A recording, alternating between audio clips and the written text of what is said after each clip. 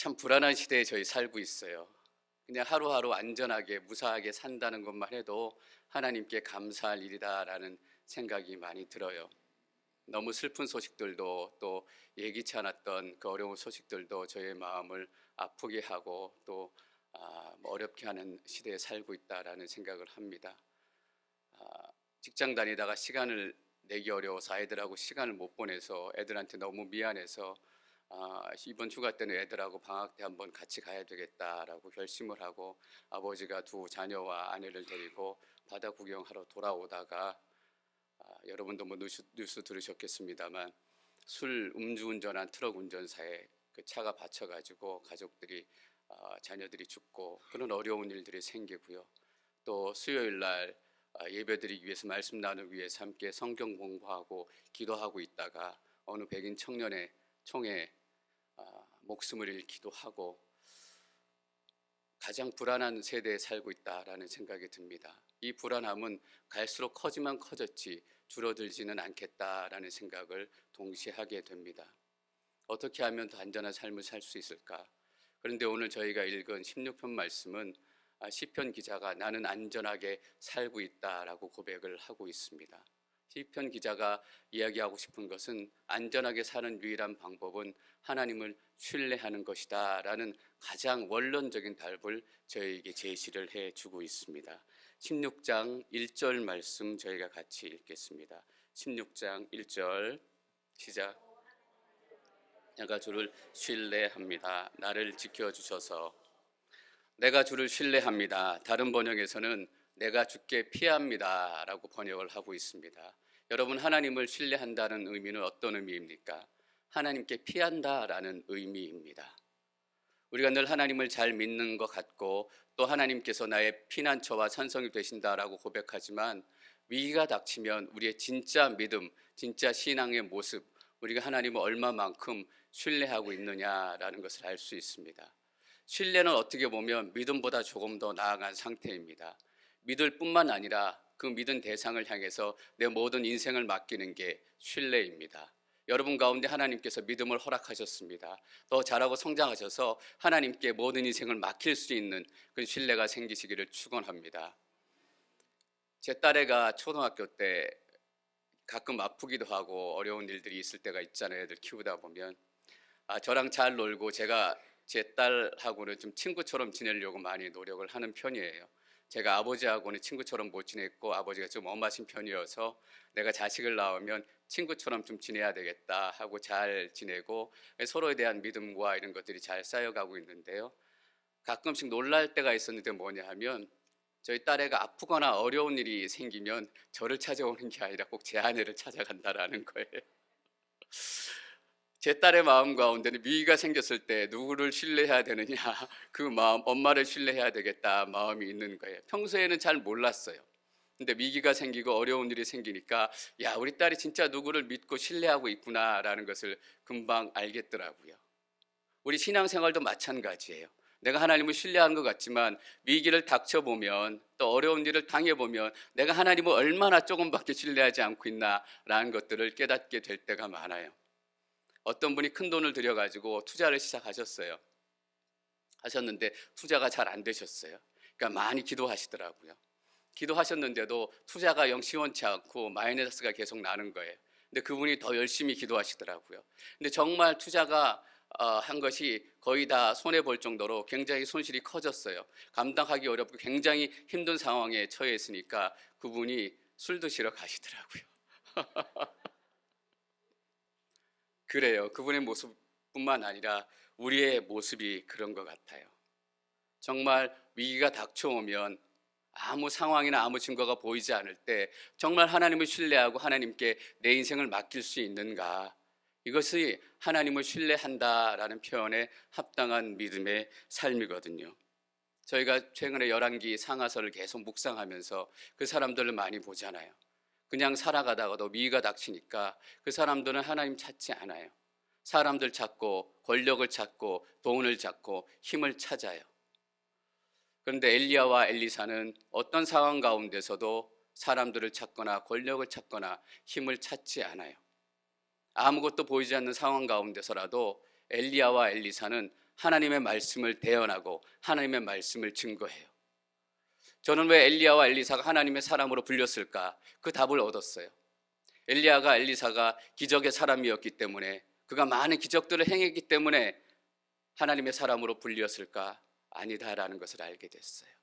아무것도 눈에 보이지 않는 그 상황 가운데서도 흔들리지 않고 하나님 한 분만을 신뢰하고 하나님 말씀만을 선포했던 거예요. 그래서 그 둘은 하나님의 사람이다라고 불릴 수 있었던 거예요. 여러분, 기적이 하나님의 사람을 만들지는 않아요. 우리가 정말 어둠 가운데 있을 때 아무것도 보이지 않는 그런 상황 가운데서 하나님 한 분께 내 모든 인생을 맡길 수 있다면, 여기 계신 모든 한 분 한 분이 엘리야와 엘리사처럼 하나님의 사람으로 불리기에 손상이 없다라고 생각이 돼요.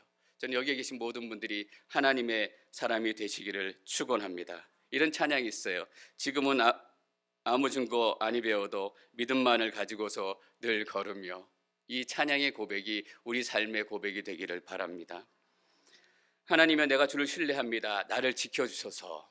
나를 지켜달라고 탄원하고 있는 것처럼 보이지만, 나를 지켜주십시오라고 탄원하고 있다라기보다는, 하나님 나를 지켜주셔서 감사합니다. 나를 내 인생 가운데 지켜주셨기 때문에 내가 하나님을 신뢰할 수 있게 됐습니다 라고 고백하는 거예요. 이 다윗의 시 16편은 다윗이 기록한 것인데, 여러분 다윗의 인생 너무나 잘 아시잖아요. 15살에 하나님의 기름 부으심을 받고 15년 동안 이유 없이 사울에게 쫓겨다니다가 30살의 왕이 돼서 압살롬, 아도니아 아들과 왕권을 놓고 다투고 결국은 둘 다 죽어야 했고, 밧세바 사건, 여러 가지 어려운 일들이 너무나 많았어요. 그 일들 가운데, 그 인생의 여정 가운데 이 16편이 언제쯤 기록됐을지는 알 수는 없어요. 그러나 아마도 많은 고난들을 이겨내고 그 시간들을 지나고 나서 이 시를 썼을 것 같아요.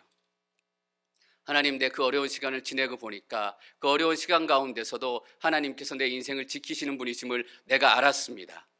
내가 지금 기억해 보니까 하나님 한 분만이 내 인생을 지키셨다는 것을 내가 깨달았기 때문에 내가 하나님을 신뢰할 수 있게 됐습니다 라고 고백하는 거예요. 하나님을 향한 신뢰는 저절로 생기지 않아요. 경험되어져야 돼요. 우리 삶을 통해서 하나님의 역사와 하나님의 일들이 직접 경험되어지지 않으면 절대로 신뢰가 생기지 않아요. 여러분, 그냥 말만 들어서 내 인생을 그 사람한테 맡길 수 있을 것 같아요? 그 사람이 나를 책임져 준다라는 믿음이 있어야 그 사람한테 인생을 맡기지 않겠어요? 그건 경험이 아니면 우리가 얻을 수 없는 거예요. 제가 여러분들을 사랑한다라는 것을 어떻게 알 수 있을까요? 지내보고 경험해보니까 저 목사가 우리를 사랑하는지 사랑하지 않는지, 제가 여러분을 사랑합니다 라고 한다고 해서 여러분을 사랑하는 건가요? 그 사랑이 우리 공동체 안에 경험되어지지 않으면 우리는 서로 사랑한다는 것을 알 수가 없어요. 다윗이 그 인생을 통해서 하나님께 내 인생을 맡길만 하다라는 신뢰를 갖게 된 거예요. 신뢰를 갖기 위해서는 시간도 필요하고 영적인 경험도 필요하고 사건도 필요해요. 그래서 어차피 시간이 흘러가야 되는 일이기 때문에 하나님께 허락하신 시간들 가운데서 쌓여갈 거예요. 그렇다면 오늘 이 자리에서 우리는 어떻게 하나님을 향한 신뢰를 키워갈 수 있겠는가? 그래서 훈련이 필요해요. 여러분, 군인들이 진짜 전쟁에 나가서 싸우기 전에 훈련해요. 왜냐하면 전쟁에 나가서 잘 싸우기 위해서예요. 평소에 훈련을 하면 전쟁을 했던 것 같은 그런 효과를 거둘 수 있기 때문이에요. 왜 영적인 훈련이 필요해요? 우리가 경험으로 다 얻을 수 있지만 경험으로 다 얻을 수 있는 것들을 훈련을 통해서 더 빨리, 더 안전하게, 더 탄탄하게 얻자라는 그 목적이 영적인 훈련의 목적이에요. 하나님을 신뢰하기를 원하세요? 하나님께서 여러분들의 인생을 통해서 자연스럽게 하나님을 신뢰하게 만드실 거예요. 근데 여러분, 더 깊이 더 빨리 하나님을 신뢰하고 싶지 않으세요? 우리가 영적으로 훈련을 해야 돼요. 오늘 시편 기자는 3가지 영적 훈련의 방법을 우리에게 제시해 줘요. 물론 많은 영적 훈련의 방법들이 있고 많은 좋은 것들이 있지만 이 3가지 오늘 시편 기자가 우리에게 얘기해 주는 있는 것 우리가 잊지 말고 기억을 해야 될 것 같아요. 저희가 2절 말씀 함께 읽도록 하겠습니다. 2절 시작.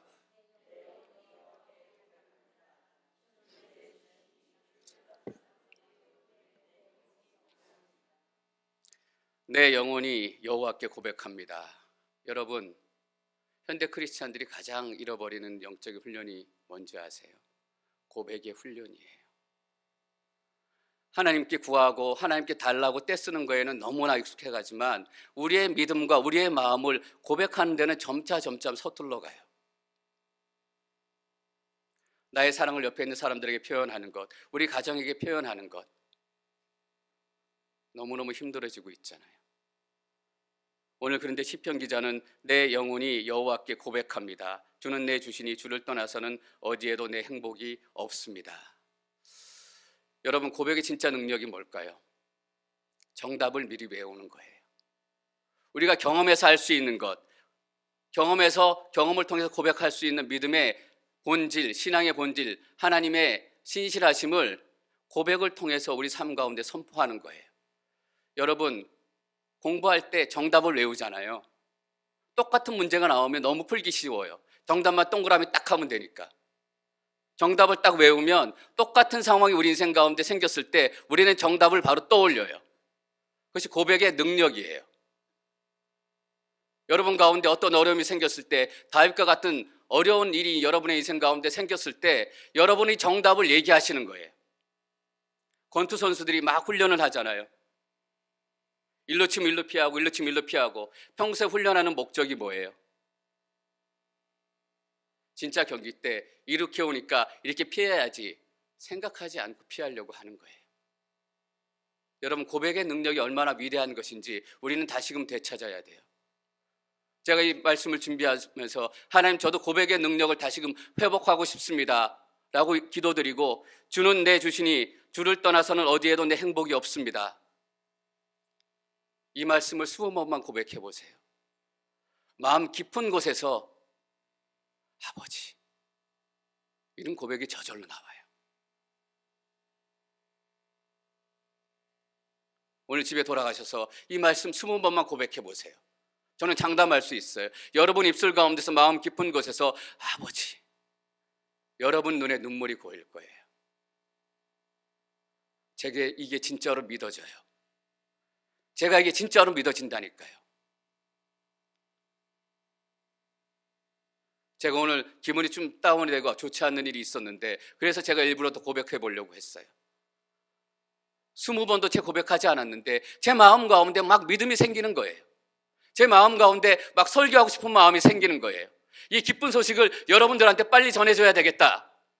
얼마나 간단해요. 20번만 고백해보면 여러분 가운데 하나님이 생기기 시작하고 하나님을 향한 눈물이 생기기 시작하는데, 빨리 전해주고 싶은 거예요. 제가 빨리 나와서 뒤에 서 있었잖아요, 오늘. 여러분 얼굴 빨리 보고 싶어가지고. 여러분, 고백의 능력을 되찾으셔야 돼요. 어렵지 않아요.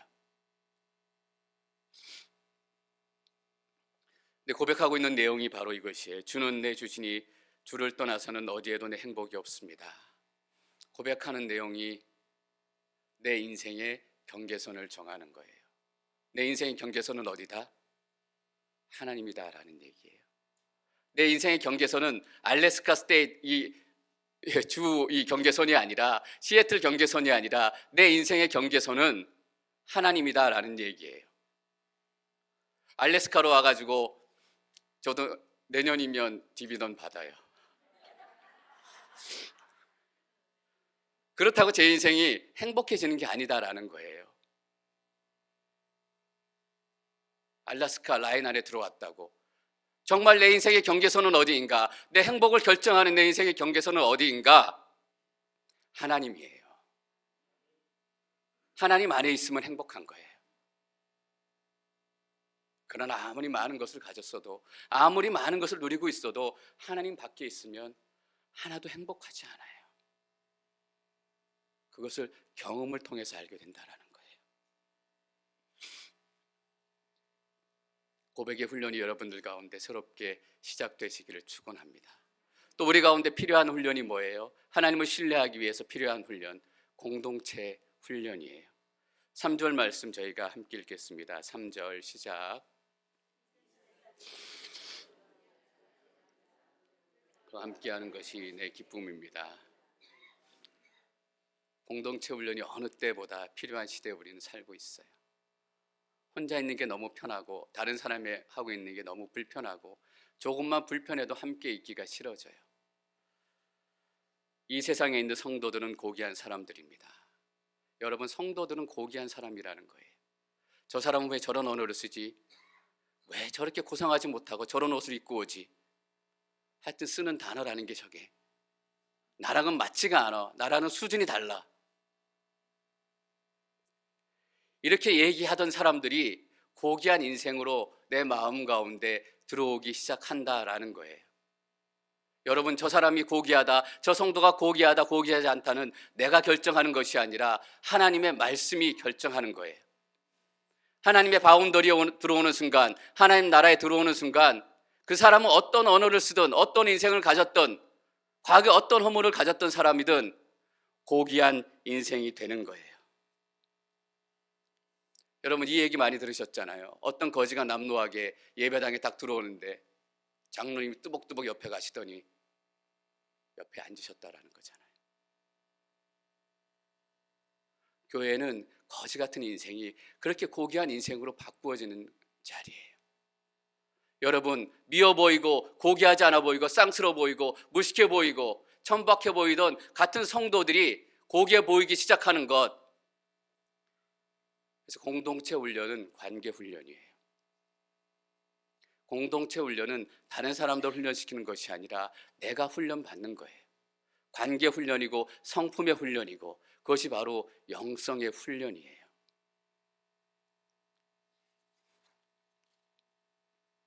그래서 그 성도들과 함께 있는 것이 기쁘다라고 고백하고 있잖아요. 이 세상에 있는 성도들은 고귀한 사람들입니다. 그들과 함께 하는 것이 내 기쁨입니다. 저는 여러분들과 함께 하는 것이 기쁩니다. 제가 얼마 전에 작은 아티클을 하나 읽었는데 너무 충격적이고 놀랍고 여러분들 잠깐 나눌게요. 1930년도에 어떤 믿음이 신실한 분이 쓰신 그런 고백의 글이에요. 근데 그분이 그 당시에 1908년에 예수님을 만나가지고 예수님을 잘 믿으시다가 1930년도에 신앙생활을 열심히 하시고 많은 업적을 세우셨는데 교회를 떠나셨다라는 거예요. 교회를 떠나셨다는 게 믿음을 떠나셨다는 게 아니라 무교회주의자가 되셨다라는 거예요. 왜냐하면 교회들 안에 사람들 간의 다툼, 교파 간의 갈등, 사람들 간의 질시, 이권 다툼, 이것들이 너무너무 싫고 너무너무 끔찍해서 저것은 교회의 모습이 아니다 라고 생각을 하고 교회에서 나왔다는 거예요. 여러분, 1930년도에 1907년에 평양 대부흥이 일어났잖아요. 1930년대에 교회에 있는 사람들이 지긋지긋해서 나는 교회를 다니기 싫다. 왜 그래요? 교회는 죄인들이 모인 곳이기 때문이잖아요. 지금 더하면 더하지 덜하지는 않다고 생각을 해요. 우리가 더 고귀하게 바라봐주고 고귀하게 인정을 해주지만 우리가 진짜 고귀하게 되어서 고귀하게 인정해주는 건 아니잖아요. 하나님의 은혜로 아직도 저 사람은 고귀하지 않지만 먼저 고귀하다라고 인정을 해주고 그 사람이 고귀해지는 과정을 우리가 함께 가는 거잖아요. 여러분, 고귀해요? 저 고귀해요? 고귀하지 않아요. 우리 다 너무너무 천박하고 너무너무 무식해요. 근데 우리가 다 고귀하다고 인정해 주는 거잖아요. 하나님의 은혜로. 그런데 점차 고귀해져가는 그들의 인생을 우리가 함께 나누는 거예요. 그렇기 때문에 교회에 오면 다툼이 있고 미움이 있고 상처가 있을 수밖에 없어요. 그래서 공동체 훈련이 필요해요. 네, 그 상처 가운데서도 이 교회를 향해서 주시는 하나님의 은혜를 잃지 않겠습니다. 이 미움 가운데서도 예수 그리스도의 십자가의 능력을 잃지 않겠습니다. 미운 사람이 있다고 교회 떠났으면 다 떠나야 했을 거잖아요. 미운 사람이 있다고 떠나야 하면 남아있는 목사들은 없을 거예요. 하나님을 신뢰하기 위해서는 어떤 훈련이 필요한가? 공동체 훈련이 필요해요. 사람을 신뢰하지 못하고 사람을 사랑하지 못하고 사람을 고귀하게 여기지 못하는 사람이 결코 하나님을 신뢰할 수 없어요. 여러분, 어떻게 공동체 훈련을 할 수 있어요? 이것도 너무 간단해요. 공동체에 나오시면 되고 순례배 나오시면 되고 공동체 행사가 있을 때 나오시면 되고 도움이 필요한 부분이 있으면 나와서 돕고 얘기하고 커뮤니케이션하고 어려운 일 있으면 미안하다고 얘기하고 용서하자고 얘기하고 어려운 방법들 아니잖아요. 너무너무 쉬워요. 금요일 날 저희 차세대 학부모님들이 한 집사님 댁에 모여서 그 아이들 이제 이번 여름에 2명이 얼바인 아우리치 팀하고 페루 아우리치를 가게 돼요. 그 자금을 펀드레이징 하기 위해서 그 수세미 같은 걸 뜨시기로 하셨어요. 한 분이 그럼 우리 집에서 뜰까? 말하시자마자 말해놓고 나자마자 내가 후회가 되네. 집에 오면 귀찮잖아요. 집도 치워야 되고. 근데 그 마음이 있는 거예요. 저는 스쳐 지나가듯이 그분이 얘기했지만 너무너무 감사하고 이것이 공동체이구나 라는 것을 느끼게 됐어요. 왜 귀한 시간에 거기 가서 뜨개질하고 있어요? 왜 귀한 시간에 그 사람을 초대해서 식사도 대접해야 되고 집도 치워야 되고? 공동체이기 때문이잖아요. 이 공동체 안에 우리의 자녀들이 있기 때문이잖아요. 이 공동체 안에 우리가 고귀하게 여기는 사람들이 있기 때문이잖아요. 여기 순예배 안 나오시는 분들 없으시겠지만 혹시라도 안 나오시는 분이 있다면 다 나오세요. 공동체 행사 때마다 나오세요. 기도 모임마다 나오세요. 거기서부터 시작이 돼요.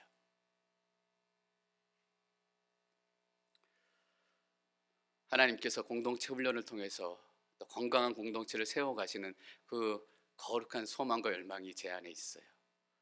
또 하나님을 신뢰하기 위해서 우리에게 어떤 훈련이 필요한가? 우상을 끊는 훈련이 필요해요. 제가 4절 말씀 함께 읽도록 하겠습니다. 4절 시작.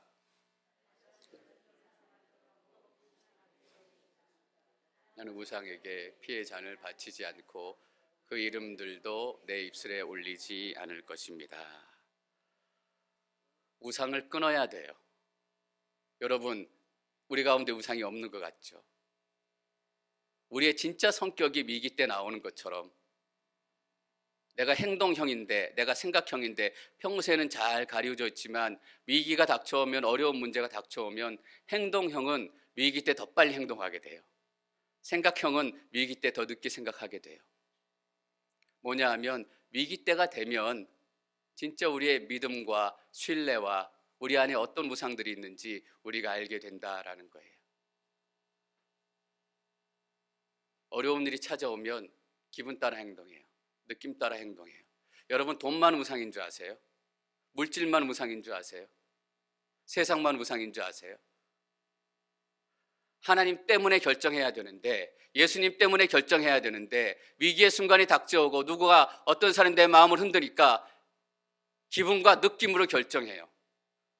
내 기분과 내 느낌이 나의 우상이 된 거예요. 평생 우리가 알 수 없어요.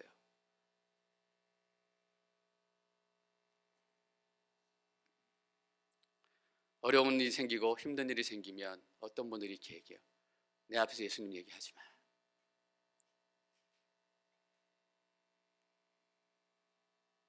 내 기분이 우상이 되는 거예요. 어려운 일이 생기면 돈으로 해결하는 사람들이 있어요. 우리가 지난주에 나눴던 나아만 장물이 그런 거잖아요.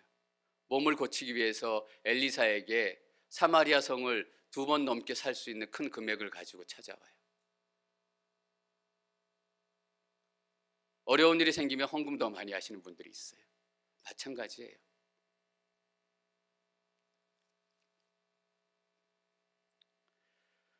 다른 신을 쫓는 사람들은 더욱 근심하게 될 것입니다. 당연해요. 다른 신들에겐 생명이 없기 때문이에요.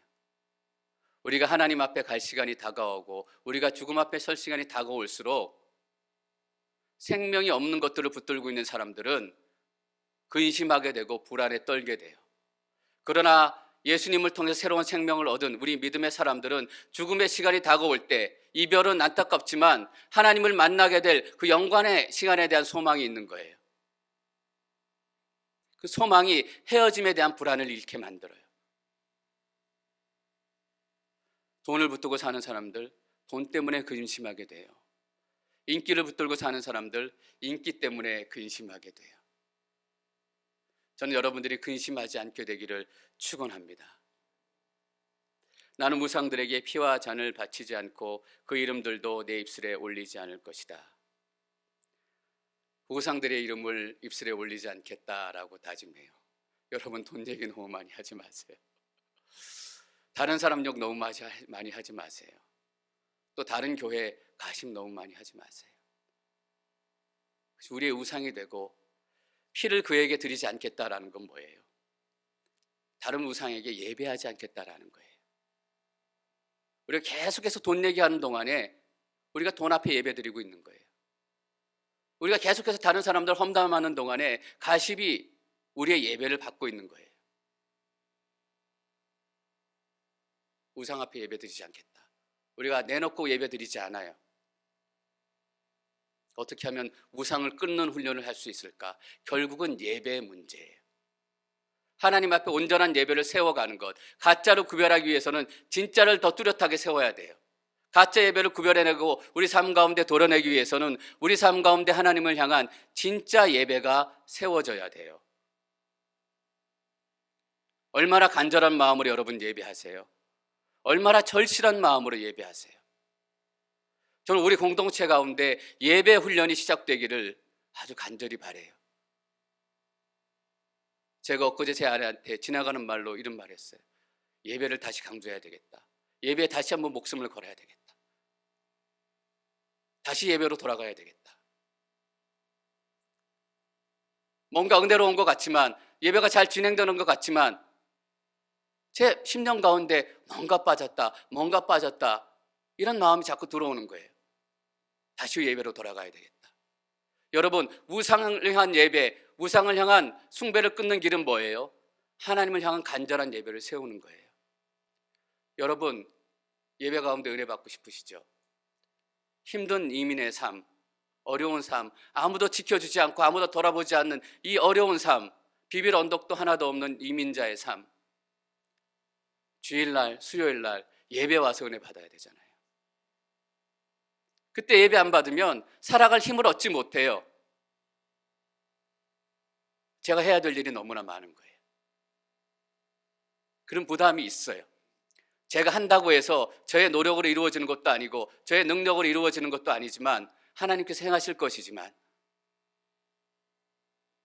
우리 가운데 더 간절한 마음이 있으면 좋겠다. 예배를 사모하는 마음이 있으면 좋겠다.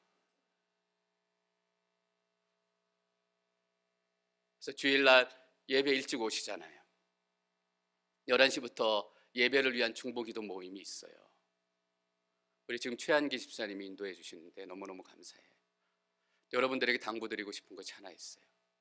기도는 여자만 하는 게 아니다라는 거예요. 일찍 오시는 집사님, 장로님, 남자 성도님들이 꽤 있으세요. 그냥 앉아 계시지 마시고 예배를 위해서 함께 기도할 수 있었으면 좋겠어요. 시간이 안 돼서 어렵다라고 하시면 할 수 없지만 이왕 일찍 오시는 분이 계시다면 함께 예배를 위해서 중보 기도하는 자리에 예배해 주시고 기도해 주시고, 여러분, 예배를 위해서 기도하면 다른 사람들이 더 볼 것 같아요? 예배를 위해서 기도할 때 내 마음 가운데 예배를 향한 간절함이 생기기 시작해요. 하나님, 내가 예배를 놓치고 싶지 않습니다. 예배 가운데 하나님을 만나고 싶습니다. 내가 은혜 받는다니까요. 주일날 예배 오시면 일주일 동안 못 만나셨던 분들 예배 시작되기 전에 만나서 얘기하시고 교제 나누시잖아요. 그 시간도 저희는 예배를 위해서 기도하는 시간이 됐으면 좋겠어요. 그래서 자막에 스크린에 띄우려고 해요. 지금은 예배를 위해서 기도하는 시간입니다. 하나님을 만나러 왔는데 사람들 반갑고 이야기하고 싶은 것도 있고 하나님 만나는 것이 더 기대가 되어지고 더 흥분되어지고, 그래서 예배 5분 전에 10분 전에 다들 자리에 앉으셔서 오늘 예배 가운데 임하신 하나님을 소망하면서 하나님을 사모하면서 하나님을 기대하면서 하나님, 제 마음을 채워주십시오. 이 예배를 채워주십시오. 내가 하나님을 만나고 싶습니다. 이 고백이 우리 가운데 있다면 제가 설교를 못한다 한들 우리 예배가 은혜롭지 않겠어요? 어쩌면 예배는 저한테 달려있는 것이 아니라 여러분들한테 달려있다라고 말할 수 있어요. 남자 여러분들 기도의 자리에 함께 동참해 주시기를 바랍니다. 하나님을 더 깊이 만나기 위해 세 가지 훈련이 필요해요. 첫 번째, 고백의 훈련. 반드시 오늘 돌아가셔서 고백해 보시길 바랍니다. 주는 내 주시니 주를 떠나서는 어디에도 내 행복이 없습니다. 공동체 훈련, 예배에 나오시고 순예배에 나오시고 사역에 함께 참여하시고 서로 얘기하시고 나누시고 용서하시고 우상을 끊는 훈련이 필요해요. 예배 훈련이 필요하다라는 얘기예요. 예배를 위해서 함께 기도해 주시고 중보해 주시고 예배를 사모해 주십시오. 이 훈련들이 쌓아져 가고 그래서 우리가 하나님을 더 신뢰하게 되면 우리 삶 가운데 나타나는 결정적인 변화가 있어요. 세상이 달라지기 시작하고 세상이 다르게 보이기 시작해요. 5절 말씀 저희가 함께 읽겠습니다. 5절 시작.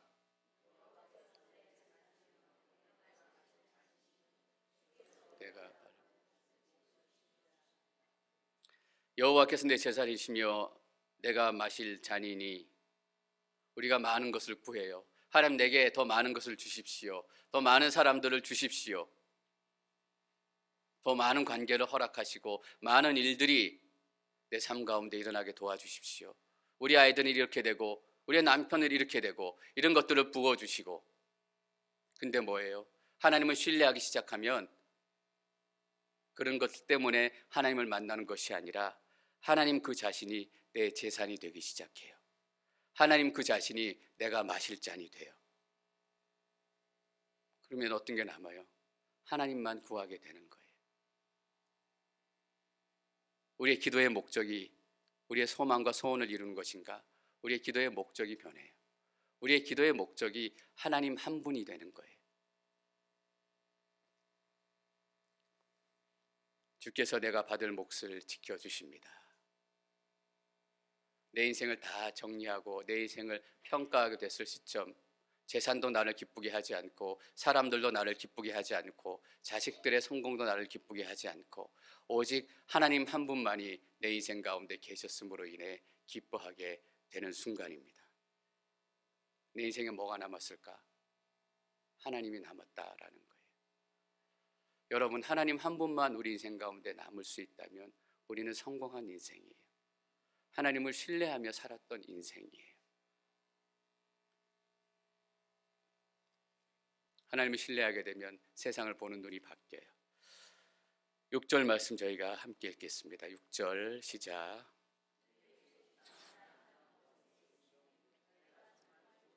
내 몫으로 받았습니다. 내게 주신 땅을 아름다운 곳에 있으니. 하나님을 신뢰하기 시작하면 이 땅이 아름다워 보이고 이 세상이 아름다워 보여요. 앵커리지의 여름만 아름다워 보이는 것이 아니라 앵커리지의 겨울도 아름다워 보이기 시작해요. 여러분, 아름다운 땅이었기 때문에 하나님께서 가나안 땅을 이스라엘 백성들에게 주신 게 아니에요. 아름다운 땅이었기 때문에 가나안 땅이 약속의 땅이 된 게 아니에요. 하나님께서 주셨기 때문에 아름다운 땅이 됐고 하나님께서 주셨기 때문에 약속의 땅이 된 거예요. 하나님을 신뢰하기 시작하면 하나님을 통해서 세상을 보기 시작하는 거예요. 이 세상이 달라 보여요. 제가 16편 6절 말씀을 묵상할 때 늘 생각하게 되는 자매가 있어요.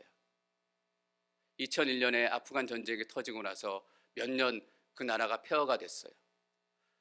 그리고 30대 초반에 한 자매, 싱글 자매가 약사로 일하다가 모든 것을 다 내려놓고 하나님, 내가 아프가니스탄으로 선교사로 나가겠습니다 라고 결단을 하고 선교사로 나가요. 그때 그 자매가 선교사로 나갈 때 약속의 말씀으로 들고 나간 말씀이 이 말씀이에요.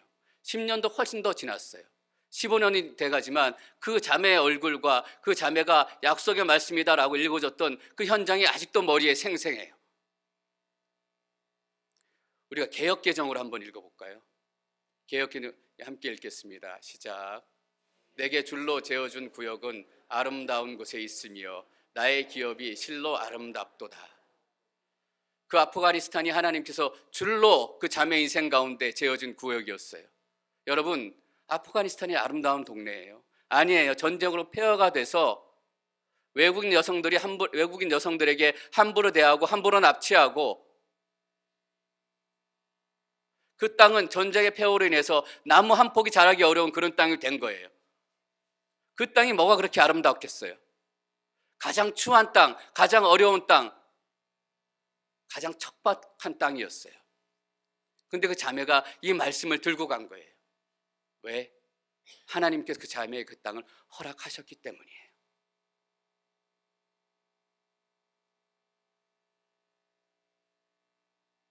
여러분, 하나님을 신뢰하기 시작하면 이 땅이 달라 보여요. 우리가 살고 있는 인생이 달라 보이는 거예요. 그리고 제가 작년에 그 자매가 암으로 죽었다는 얘기를 들었어요. 선교사로 갔다가 다시 들어왔다가 또 갔다가 암으로 투병하고 치료받다가, 그래도 내가 가서 섬기겠습니다. 갔다가 다시 와서 치료받다가 하나님께서 데리고 가셨어요. 저는 비참한 인생이라고 생각되지 않아요. 그 아프간 땅은 그 자매에게 언제나 하나님께서 줄로 재어주신 아름다운 땅으로 남아있을 것으로 확신해요. 그 자매는 가장 아름다운 삶을 살고 갔던 하나님의 사람이었음을 확신해요. 하나님을 신뢰하기 시작하니까 이 땅이 달라 보이는 거예요. 하나님을 신뢰하기 시작하니까 이 땅의 모든 것들이 새로워 보이기 시작하는 거예요. 전 여러분들의 눈이 달라지기를 축원합니다. 여러분 삶 가운데 불평가 없는 것과 속상한 것들이 눈에 보이는 것이 아니라 하나님께서 주신 사람들, 하나님께서 주신 땅, 하나님께서 주신 기도 제목이 여러분의 삶을 아름답게 만들 것으로 믿어요.